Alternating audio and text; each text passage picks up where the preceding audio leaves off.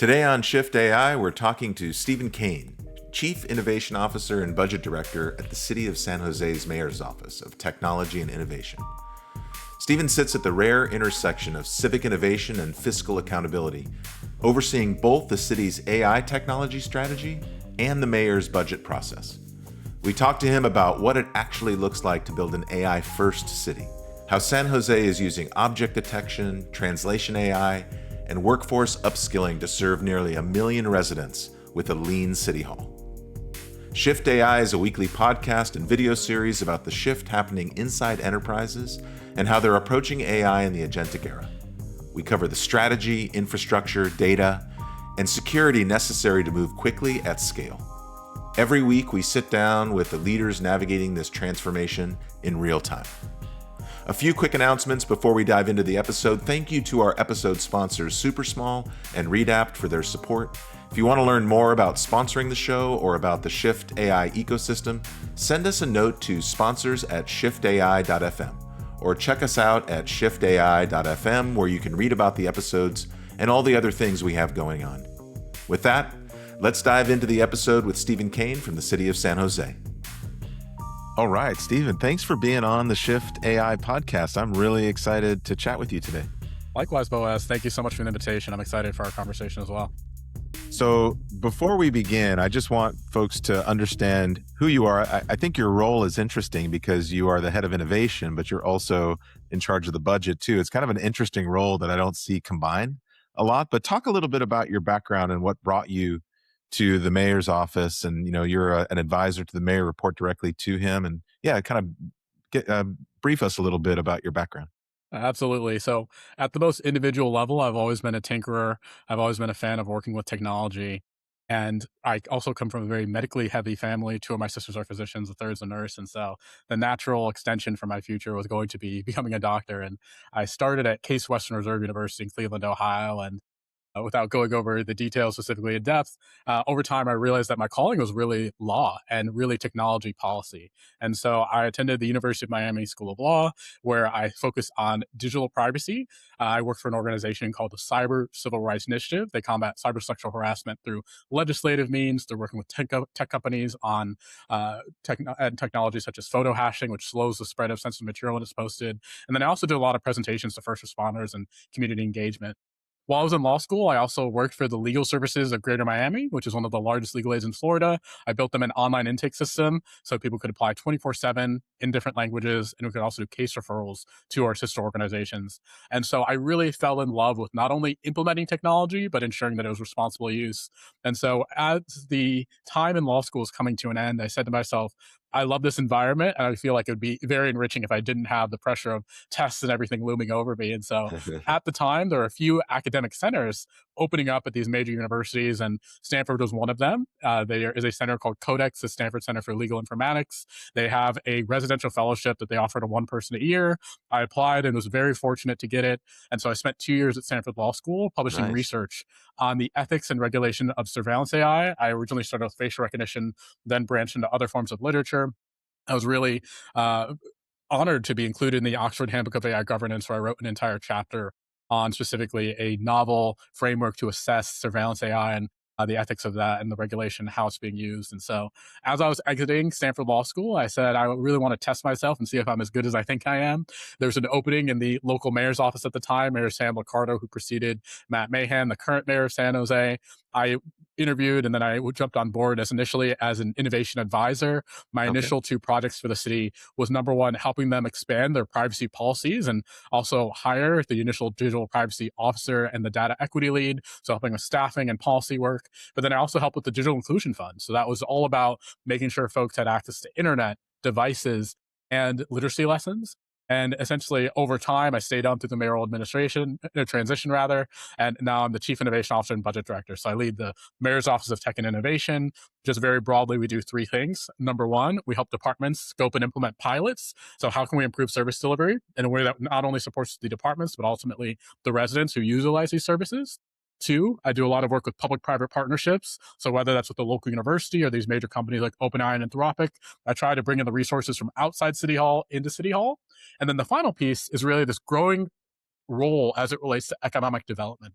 And I know for most cities, that's about who are the firm companies that have rooted presence and are driving the tax base. But for us in San Jose, that also means how are we ensuring that everybody has an opportunity to participate in this new ecosystem and in this new Yeah. framework. And so thinking about how the most disenfranchised or underinvested populations can still take place in AI is a major component of the role, and ensuring that we have a very robust ecosystem of businesses is also part of my role. And then obviously the budget is everything from interim housing sites to the convention center. So really a wide plethora of work that I get to work on.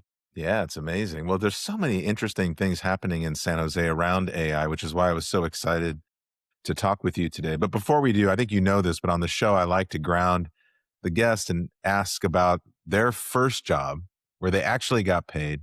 Where were you? What part of the world were you in? What was your first job? Talk a little bit about that. Absolutely. So this is taking me back many years, but it was in Cleveland, Ohio. It was when I was either a freshman or sophomore in undergrad. I Okay. worked in the call center for Case Western. And so they essentially had a line where if you were a prospective student who had been admitted, someone like myself, who was an actual student at the time, would call you, answer any questions you have. Similarly, if your parents had any questions as well. And my job was essentially to help close you on signing to attend the school just based on my experience with them. And very interesting job in customer service, a lot of rounds, and sometimes people don't pick up, but really great conversations. And it's very great when you can actually meet someone that you spoke to a year prior when they actually attended the school. So Yeah. very I talked rewarding first job. yeah, I talked to a lot of people where customer service is their first job. And it actually is a great first job to kind of get rolling and really be able to talk to people and build relationships. It's a hard job, but it's a good first job. Well, let's dive into what's happening in San Jose. Now, everything I read about San Jose and AI, the positioning is around making it be the AI first city in the nation, and really trying to live up to that standard. So kind of walk us through, because it hasn't just happened overnight. I mean, this is an evolution. Talk to us a little bit about what's happening in San Jose and how that's kind of playing into the narrative. Absolutely. So first, I just want to give a quick overview for folks who haven't had the chance to make it to San Jose. So we are the 12th largest city in the U.S., a city of just under a million people. We're also a very large city by geography, so about 182 square miles. For comparison, we're more than 3 times as large as San Francisco, and so we have a huge population. We're also known as a very lean city hall.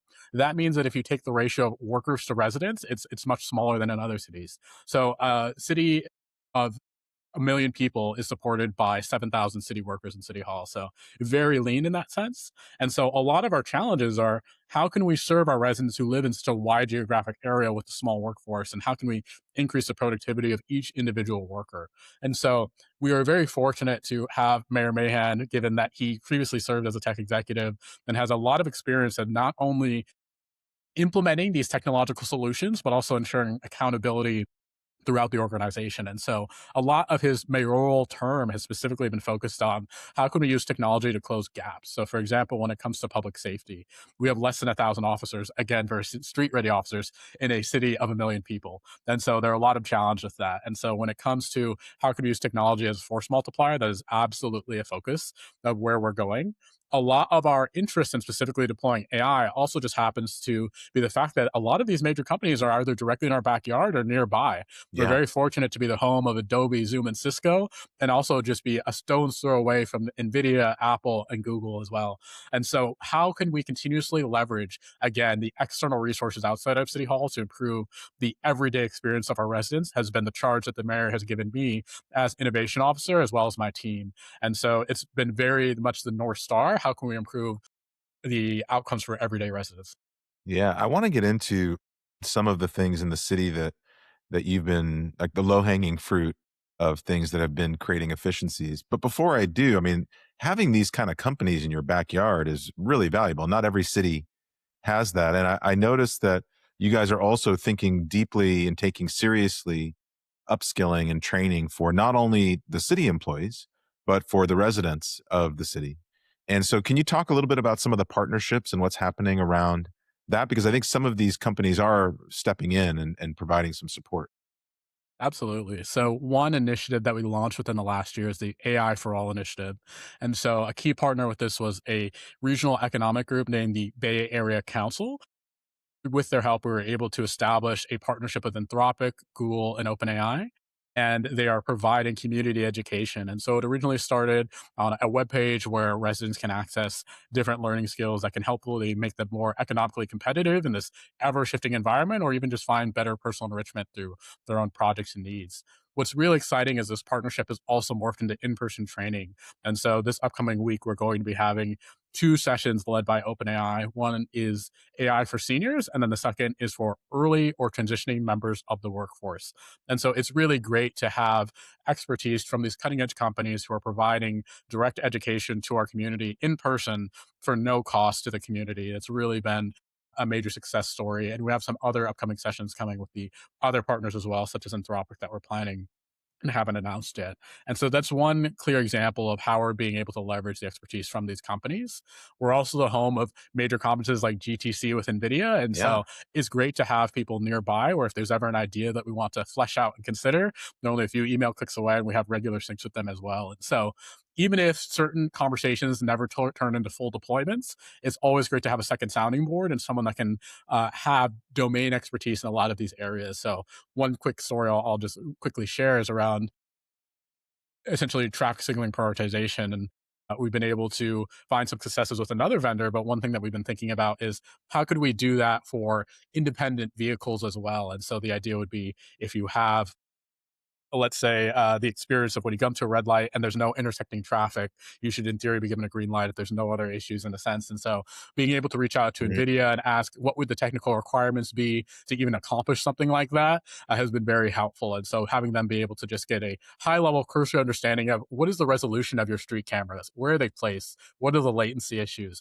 and then thinking about with the best technology available and also the constraints of a city of ours as a sense and from a budgetary perspective, understanding the art of the possible has been really helpful because, to be frank, as you know, with a lot of vendors, the goal of the conversation is typically to close and get you to sign something. Having someone who is still a market participant and still has, other incentives, I don't want to disregard that, but as someone who's able to take a step back and say, hey, we work with hundreds of companies across the globe. Here's what we're seeing as the most advantageous deployments, and here's what we've seen be successful, and give that Yeah. kind of third perspective is so invaluable to a city that is, again, very lean. And so being able to gut check a lot of these questions and assumptions has been a major factor as well. Yeah, it's super helpful. I mean, going back to the training for a second, I wonder, like, what has been the response from city employees? I mean, the reason I ask is that by far the biggest question that I always get when I present is around job displacement Hmm. and people's fear about staying relevant, their fear about losing their jobs. And in your situation, I mean, you're dealing with unions as well, so that you've got extra pressure. It's not just, corporations. And so tell me about what the general cultural feeling has been about introducing some of this technology and and training people in the city. And then also, have you had any conversations with unions too, and how has that played out? Like what's the back and forth around? Absolutely. So, phenomenal question. Transparently, we are in the middle of negotiations with about six unions this year. And so I can't Okay. elaborate as to exactly those Of course. conversations, but I can detail our general overall approach. Our top line interest here is number one, ensuring that our IT strategy is to invest in people first. We also want to supplement, not supplant, specific positions and roles. Yeah. And so that's been a major focus of our efforts. We've observed what's been going on in the private industry where you see a lot of companies where part of your OKRs and success metrics is how much you use AI. And even if you're a productive employee and let's say you don't rely on AI, there's a chance that you could be docked for that. We have a completely different approach here in the city of San Jose where number one, this training is not mandatory. And so we are not shoving this down anyone's throat. So I want to be very specific.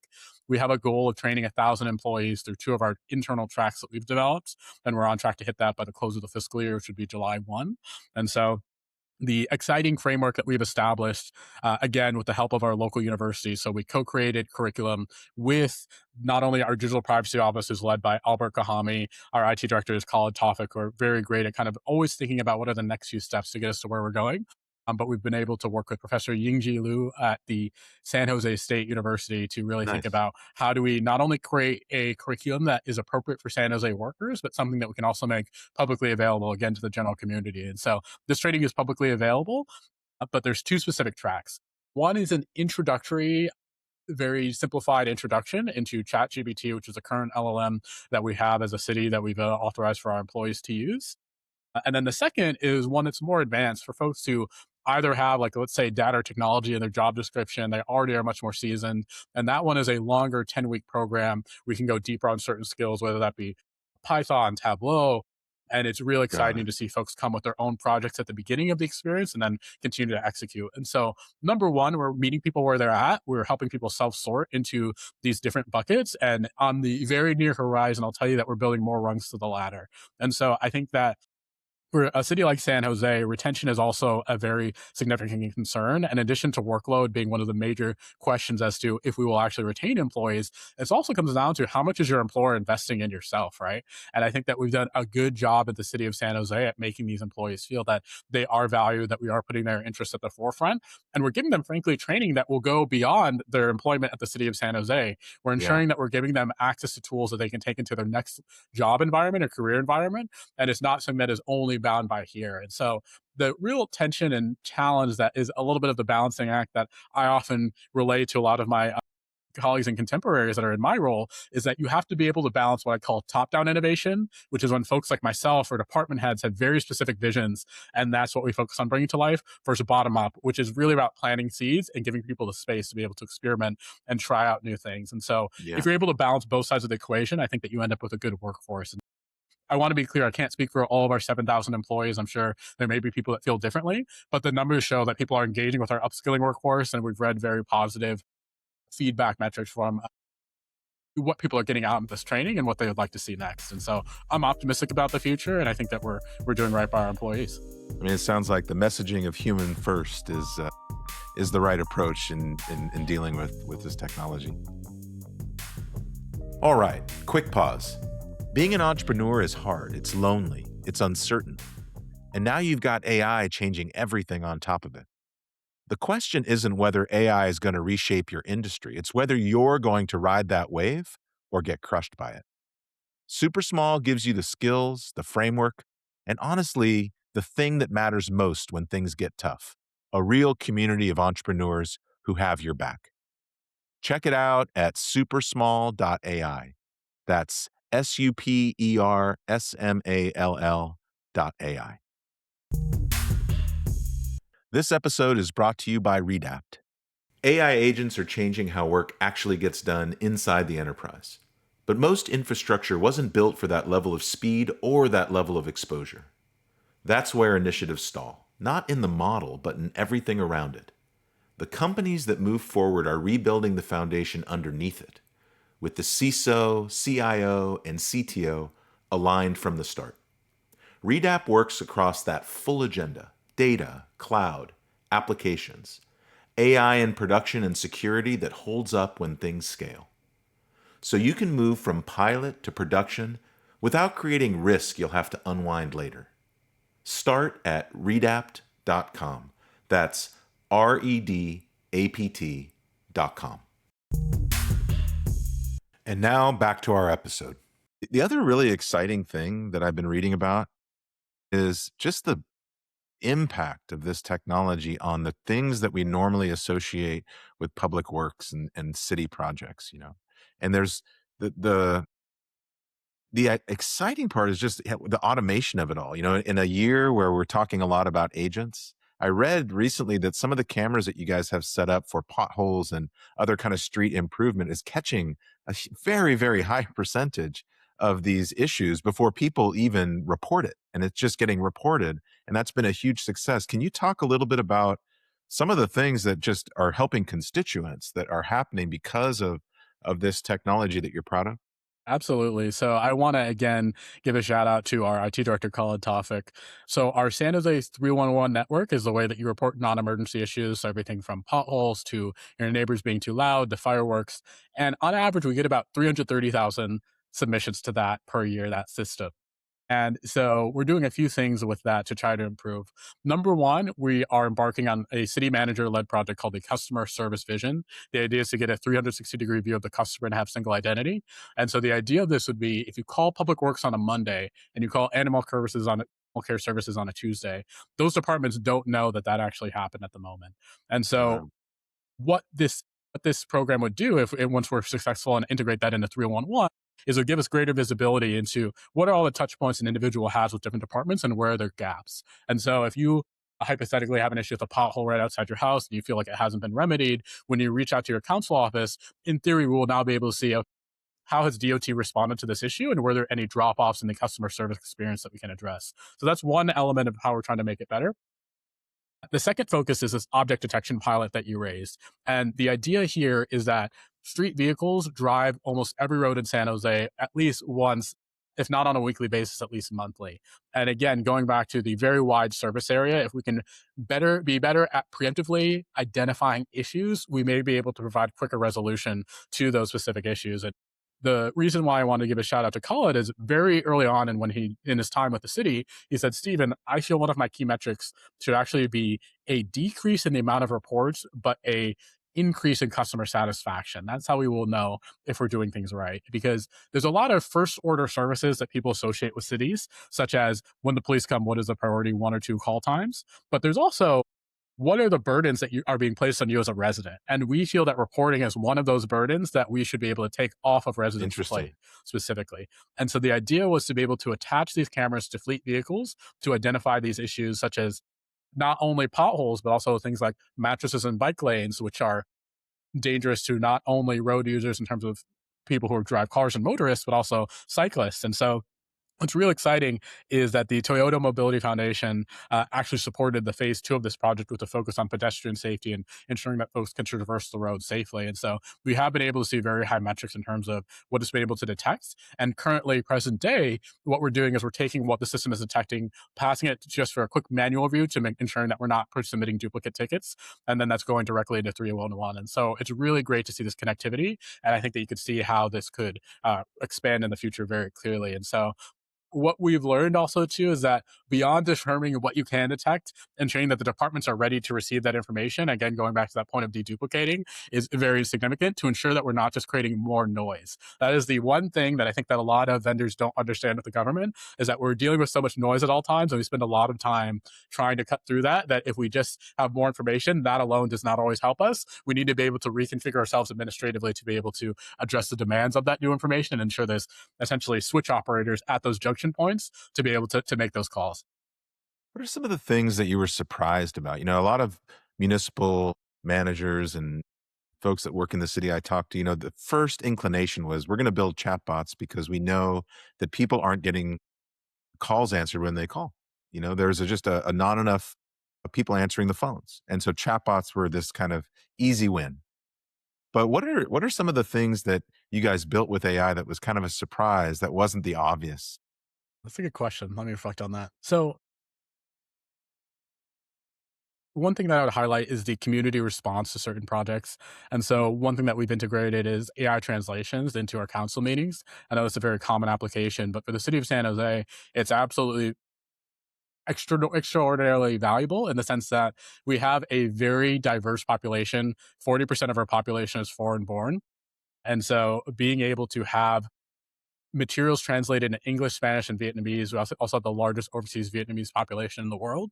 It's critical to ensure that we're reaching everyone. And so, with this technology at city council meetings, we've actually been able to see an increase in Spanish viewership over a certain amount of time, which is really great for folks to be able to Yeah. engage with this entire process in terms of democracy and just engaging with their local government. I also field a lot of just direct communications from the community as it relates to innovation when it's directed to the mayor's office as a whole. We've also received messages from folks saying, "Hey, we love some of these tools, but please make sure that you still have human operators, present when we call 311." And a lot of those are coming from non-native English speakers as well. And so it's great when people can acknowledge the positive impacts you're making, but also clearly communicate what are boundaries or things that they are cautious about. And so being able to take that feedback and understand that automation is valuable and automation can help, but we should also still always keep that kind of human at the front door has been kind of our current point of view as it relates to what to automate and what not to automate as well. And so I've been very surprised by sometimes the detailed community feedback we will get about certain initiatives. And I appreciate that in a city so large, every action that we take touches someone. And so Yeah. being able to have folks voice their opinion, whether through the budget process or through just a cold email, is extremely valuable. And it shows that people are taking time to embrace the services that we are advancing within the city. And so that's one thing that I think Absolutely. that surprises me, the detailed response that we get to the community based on actions that we take. Yeah, I like in the frenzy to kind of get all this deployed. A lot of times people don't think about the fallback, which is maybe not as many people answering the phone, but still having people answer the phone. You know, one other thing that I wanted to ask you about, because it's unusual that you kind of wear two hats, you're also very close to the budget, is how are you thinking about the ROI on this stuff? I mean, on the one hand, cities like to have these initiatives because it looks good that they're actually doing something. AI is happening. But then when you really look at it, it's not making a really meaningful, impactful difference. How do you establish that criteria for pilots that really kind of should go away and pilots that need to get operationalized because they're actually doing the thing, especially from a financial standpoint that you want them to do? Yeah, that's a great question. And just to give a 2-second overview for folks who may not be familiar, in the city of San Jose, our charter directs the mayor to lead the budget process, and I am his budget director. So, on the ground, what that looks like is there are two major milestones within our budget process.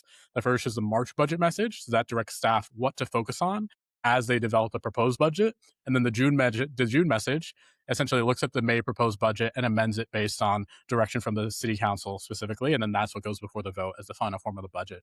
And so I explain these two things to specifically say that communication about innovation is not a one point in time, it's throughout the year. And there are certain junction points, such in the mayor's March budget message, where we can actually enumerate explicitly and then also get council approval on certain points of direction and things that we'd like to explore and efficiencies that we'd like to see. And so, one quick example that I'll offer is around increasing the productivity of street ready officers when it comes to public safety. And so, if you look at things like AI specific report writing, we Mhm. had previously engaged in a pilot that had, I would say, so results, and we're going to be looking for another vendor at the moment. But that was something that we mentioned within the mayor's March budget message due to the fact that, again, very low ratio of officers to the entire community, but every second that we can preserve when Yeah. it comes to having them on the street would be extremely valuable from a community perspective. And so, when it comes to the value proposition of what to invest in or what not to invest in, I do feel like the budget has given me a very granular understanding of how these departments operate. I think I better understand what are the long term bets that department heads maybe explicitly or informally expressing through other ways that I should be aware of. And then also it makes me think about sustainability. I think that for a lot of people, when they pitch to governments, they think about only the price of the contract, but they don't think about the corresponding administrative burden. So just to be explicitly clear about this, some cities have started to experiment with drone programs. I think that there are a lot of nuances there from privacy that need to be addressed, but let's put that to the side for 1 second. Just think about the logistics of that. So San Jose, our airport is very close to our downtown, so that's already one issue. But beyond the initial contract of, like, let's say you choose a Skydio or one of these other companies, you need to make sure you have drone pilots in your workforce, right? And Yeah, again, that is totally. a staff capacity issue that you need to dedicate resources to training and upskilling those folks to be ready. And then you also need to think about what's the opportunity cost of having them deploy there, what work is being lost by pivoting in that direction. And so when we think about the cost of certain initiatives, we take a long-term view of what is a staffing realignment that has to happen in year one, but also throughout the contract to ensure that essentially it is very much preserved. I think another angle that I just want to also mention is that conversations that we have behind the scenes is also about how a lot of LLM cost is being subsidized at the moment by VCs. And so we are not bearing the true cost as consumers. And that makes us very nervous as a city. And some might say, well, you do sign contracts that have specific terms. And in the terms, there's a set price. And that is true. But one of the biggest fears we have as stewards of public resources is to offer something to our community, have it go well, have it be positively received, and then find out that we can't afford this 3 years Absolutely. out and we need to take it back and then figure out what are we going to do to supplement what has been taken away. And so one way that we're addressing this in the city of San Jose is thinking about what would it look like to better own our own infrastructure. And from a second perspective, with something like, let's say, object detection, there are millions of vendors out there that will sell you a camera to identify potholes. The reason why we're going through the trouble of building our own internal model is because we feel that it will give us better leverage and autonomy of the tech stack moving forward in the future. And so through the GovAI Coalition, which is a group that we started in San Jose that now has over 900 public agencies, we actually have a national road safety images database that's being contributed to by multiple agencies. And so the Wow. idea is that a pothole in Palo Alto may look very similar to a pothole in San Jose. And so we feel that if we can at least come with our own training data, if it doesn't give us better contractual terms, which it might, at least it will help us be able to transition between different vendors should we ever want to make a pivot. And so asking the question of how consider cities not only be users of technology, but contributing to the direct development and long-term maintenance of the tech stack is a very exciting proposition. And we're hoping that groups like the GovAI Coalition can be at the forefront of that conversation. And hopefully that will also trickle into our long-term financial health by having greater leverage in negotiations, and it becomes less of a take it or leave it agreement that's on the table. Yeah, that makes a ton of sense. For folks that don't know a lot about GovAI and the coalition, can you just talk a little bit about that and what the impact is and has been? Absolutely. Going back to one of your earlier points about San Jose being recognized, I truly believe that part of the ability we have to move quickly is attributed to two things. Number one, we took privacy very seriously. Way back in 2016, 2017, we started to enumerate a lot of these policies, and that was something that I also helped with when I came on board. We also created essentially LLM focused policies. We were one of the first cities to essentially turn that out, and also create roles like enterprise data governance leads who have created a 3-year citywide data strategy to provide clarity internally and also to our partners that we partner with in terms of where we're trying to go as a city. So we've put a lot of investments into staff and project engagements that will give us that clarity and rules of the road, and also embedding privacy and cybersecurity into our procurement. So every contract we sign has been reviewed by IT for those privacy considerations. So that's one element. The second element that I would highlight is that we also took digital inclusion very seriously. I think that our community saw how even before American Rescue Plan dollars were available, we got philanthropic contributions. We were able to get a very novel portion of 5G cell deployments that go back into the community to provide devices and access points to the community. And so through that goodwill that we've established with digital inclusion, I feel like our community has a lot of trust when it comes to AI. So whether that's, hey, the city is trying a new service, or it's the aspect of the community or the city is offering training with OpenAI, I think that there's an element of trust that we've been able to preserve there. I bring that up because the GovAI Coalition was started in fall of 2023 and has now grown to over 900 public agencies. And the original focus of the coalition was how can we help other cities not start from ground zero? So phase one Mhm. was all about standardized documents, like what we call a vendor AI fact sheet. And so for folks like myself that are in a lot of pitch meetings, if you haven't done this job before or you don't come up from a technical background, you may have no idea what to ask people when they're pitching you different technological solutions. This is a step-by-step understanding of what should you be asking about these various models. We also have things like a repository of executed contracts between governments and these private vendors. And so one thing that I think a lot of people don't understand is sometimes these agreements fall apart because of contractual terms, not because of the technology, right? So whether you choose to indemnify the city based on if anything goes horribly wrong, that is absolutely a element of the contractual negotiation that I've seen good technology fail because of that parameter, right? And so we started by trying to bottle a lot of this knowledge and make it available in a digestible format for public officials. And we've been able to hold two conferences that were very well attended, around 500 attendees each time, specifically from across the country, to be able to come and learn from this coalition. We have working groups where we empower different cities who have taken leads in different areas to really lead and drive. So this is a San Jose started initiative, but we really rely on a group of others to Yeah. continue to keep the ship running. And now, going back to the road safety images database, we're actually building these solutions together. Another example I'd Oh, that's offer to cool. you is around language translation. Thank you. And so we're pooling translation data from multiple cities together into one specific model. And so that's a great example of how we're pooling a lot of this learnings from cities to, again, give ourselves better leverage and even just be able to build homegrown solutions. And so it's a really exciting time. Would highly recommend folks check it out, and even just ask your local government worker if they've joined the GovAI coalition, because it's a really great time and we've been able to move much more quickly together. Yeah, in Seattle recently, Rob Lloyd convened some folks from the city of Bellevue and city of Seattle under the Gov AI coalition, had a community meeting about it. There was a ton of energy around the initiative. So yeah, it's really, really amazing. So if you're out there listening and you are part of another city and want to get involved in this, definitely check that out.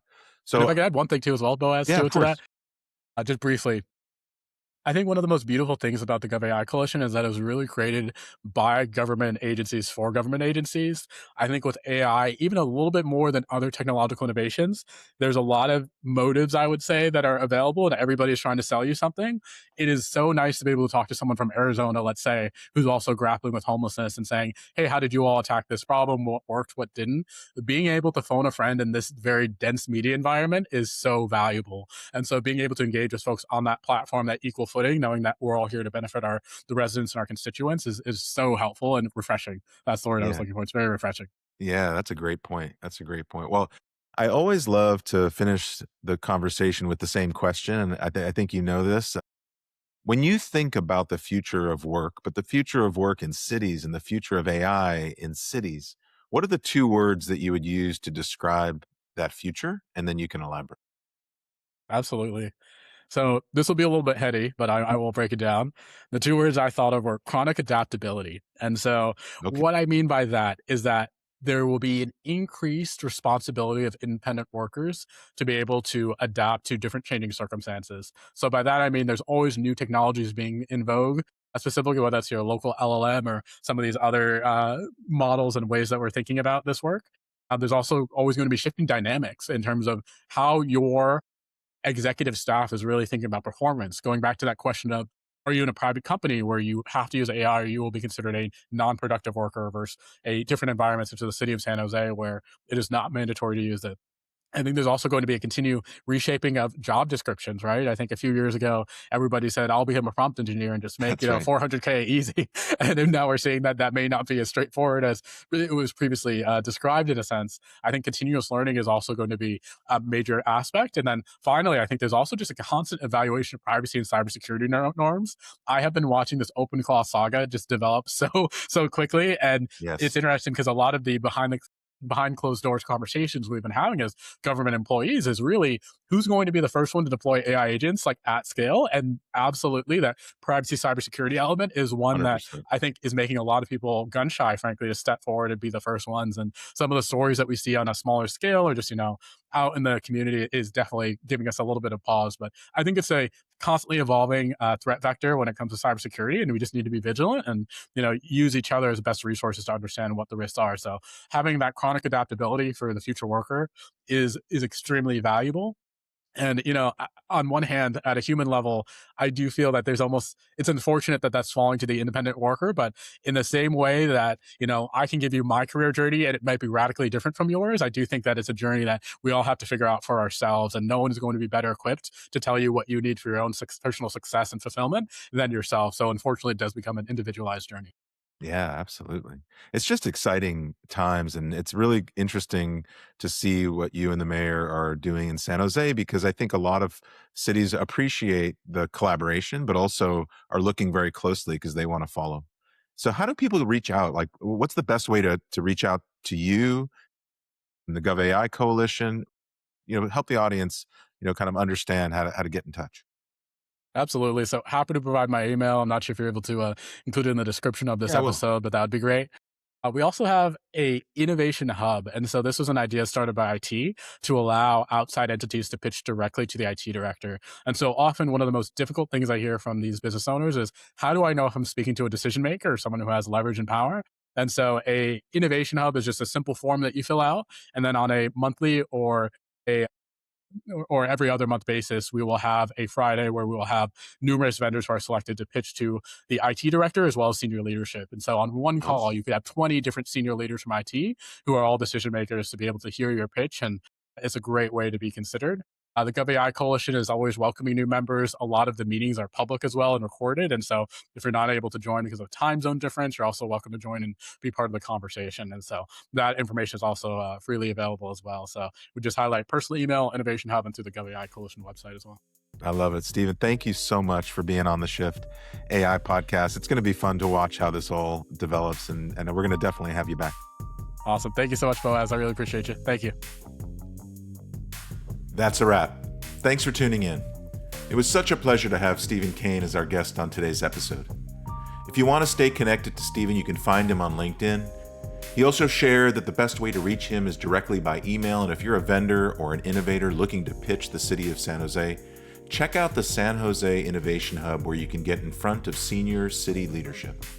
And if your agency isn't already part of the GovAI Coalition, it's absolutely worth joining over 900 public agencies actively collaborating on shared standards, contracts, and even co-built AI models. I continue to be amazed by the guests we've had on the show, and I'm excited about the ones joining us in the near future. I truly appreciate you spending your time with us. Thank you for listening to this episode, and don't forget to subscribe to Shift AI on shiftai.fm Apple Podcasts, Spotify, YouTube, or wherever you listen, and please rate the show with a 5-star review. You can also check out our Substack at shiftai.substack.com. We're always adding new content, so please go take a look. Shift AI is syndicated by GeekWire, and the show's theme music was created by Dave Angel.